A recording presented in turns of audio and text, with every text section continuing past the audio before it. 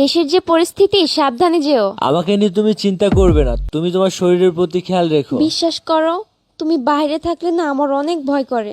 একদম ভয় করো না, আমি অফিসে থাকলেও আমার মনটা তোমার কাছেই পড়ে থাকে। এই সুমাইয়া। জি সাহেব। এই শোন, তোর ম্যাডামের যেন কোনো রকম প্রবলেম না হয়। তোর ম্যাডাম যা খেতে চায় সেটা এনে দিবি। কোনো রকম অবজেকশন যেন তোর ম্যাডাম আমাকে না দেয়, ঠিক আছে? সাহেব আপনি কোনো চিন্তা করেন না, ম্যাডামের যখন যেটা লাগবে তখন সেটাই আইনা দিব। আপনি নিশ্চিন্ত অফিসে যান। আচ্ছা ঠিক আছে, মনে থাকে যেন, তুই তো আবার ভুলে যাস।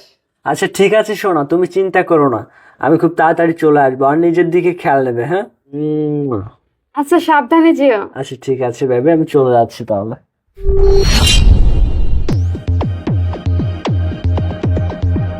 ম্যাডাম স্যারে তো চলে গেছে, চলেন না কাজ শুরু করে। মেলা দিন ধরে করি না, কেমন জানি শরীরের ভিতর লাগছে। আরে বোকা, তুমিও না সব সময় উত্তেজিত হয়ে থাকো। চল না বেডরুমে যাই, এখান থেকে কোনো কিছু করা যায়। আচ্ছা ঠিক আছে চলেন। আচ্ছা চলো বেডরুমে চলো, পাগল কোথাকার। বেবি জানো তোমার শরীরটা না অনেক হট। বেবি জানো তোমাকে আমি অনেক দিন পর পেয়েছি।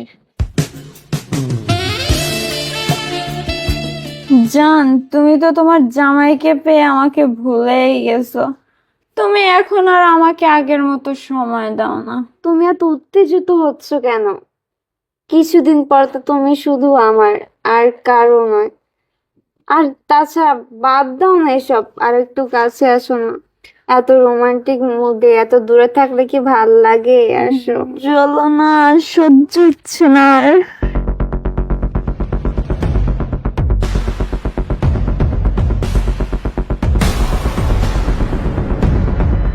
জান তুমি আমার কাছে যখন যা আবদার করো আমি তো সব আবদার তোমার পূরণ করি, তাই না?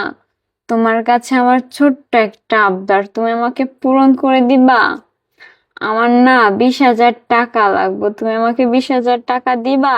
আরে জান, তুমি টাকা দিয়ে কি করবা বলো? টাকার থেকে তো বড় সুখ আমি তোমাকে দিচ্ছি। আর তোমার কি লাগে? তাছাড়াও তো তুমি জানো আমার বাসায় বৃদ্ধ মা বাবা আছে, তাদেরকে তো কিছু টাকা হলেও পাঠাতে হয়, তাই না? আরে বাদ দাও না এসব। কতদিন পর তোমাকে কাছে পেয়েছি, আসো না রোমান্স করে। রাজিয়া, এসব কি চলছে ঘরের ভিতরে? শফিক তুমি এখানে? তোমার নিয়ে সময় অফিসে থাকার কথা, তুমি এখানে কি করছো? হ্যাঁ আমি এখানে এসে কি কোনো প্রবলেম করে ফেললাম তোমাদেরকে? তুমি সামান্য একটা কাজের মেয়ের সাথে, ছি ছি ছি, মানে আমার ভাবতে ঘেন্না লাগছে। আসলে শফিক, তুমি যেটা ভাবছো সেটা না। আমার অনেক মাথা ব্যথা করতেছিল তো, তাই ও আসছে আমার একটু মাথা টিপে দিতে। Shut up! আর একটা কথা বলবি না তুই। তোর মাথা যন্ত্রণা করছিল বলে ও তোকে মাথা টিপে দিচ্ছে? আমাকে কি মনে করিস তুই? আমি বলদ?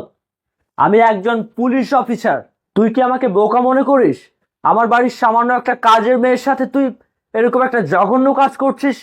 একটা মেয়ে হয়ে আর একটা মেয়ের সাথে, ছি ছি ছি, আমার মনে হচ্ছে যে তোকে কি করব। না মানে শফিক, আমি এরকমটা করতে চাইনি, তুমি আমার কথাটা শোনো। এই শোন না, তোর এইসব ভাটের কথা শুনতে শুনতে আমার কান পুরো ঝালাফালা হয়ে গেছে। আরে এই সুমাইয়া, আমি তোকে এই বাড়িতে কাজের জন্য কিসের জন্য রেখেছিলাম বল আমাকে? তুই না আমাকে বলেছিলি যে তোর ম্যাডামের খেয়াল রাখবি, তোর ম্যাডামের কোনটা কি লাগবে সেটা তুই এনে দিবি। এই তুই তোর ম্যাডামের খেয়াল রাখছিস? আরে তুই আমাকে সব সময় বলতি যে অফিসে গিয়ে সুন্দর করে কাজ করবা, তার মানে আমি অফিসে সুন্দর করে কাজ করবা, তুমি এদিকে কাজের মেয়ের সাথে। আমি আমি ভাবতে পারছি না, মানে একটা ছেলে হয়ে একটা মেয়ের প্রতি আসক্ত থাকে, কিন্তু একটা মেয়ে একটা মেয়ের সাথে কিভাবে এটা সম্ভব? আমাকে একটু বুঝিয়ে বলবি? এই কথা বল, চেষ্টা কর। দেখো, তুমি আর আমার গায়ে একবারও হাত তুলবা না। তুমি তোমার চোখে যেটা দেখেছো সেটাই সঠিক। আমি তোমার প্রতি আসক্ত না, আমি ওর প্রতি আসক্ত। তুমি বুঝতে পারছো? মানে তুমি আমার প্রতি ইন্টারেস্ট না ওর প্রতি ইন্টারেস্ট? কথাটা ঠিক বুঝলাম না। তাহলে তুমি যদি আমার প্রতি ইন্টারেস্টেড না হও, তুমি একটা কাজের মেয়ের প্রতি ইন্টারেস্টেড হও, তাহলে তুমি আমার জীবনটাকে ধ্বংস করলে কেন? আমাকে বিয়ে করলে কেন? বিয়ে করার আগেই তো বলতে পারতে যে তোমার প্রতি আমার কোনো ফিল আসে না, আমার মেয়েদের প্রতি ফিল আসে। তাহলে আমি তোমাকে বিয়ে করতাম না, আমি আমার সাজানো গোছানো জীবনটা নষ্ট করতাম না। আমি তোমাকে বিয়ে করতে চাইনি, শুধুমাত্র আমার ফ্যামিলির মুখের দিকে তাকিয়ে আমি তোমাকে বিয়ে করেছিলাম। দেখো, আমি তোমাকে একই কথা বারবার বলতেছি, আমার তোমার প্রতি কোনো ফিল আসে না, এবং তুমি কেন, কোনো ছেলের প্রতি আমার কোনো ফিল আসে না। আচ্ছা, বুঝলাম আমার প্রতি তোমার কোনো ফিল আসে না, ঠিক আছে, কোনো সমস্যা নেই।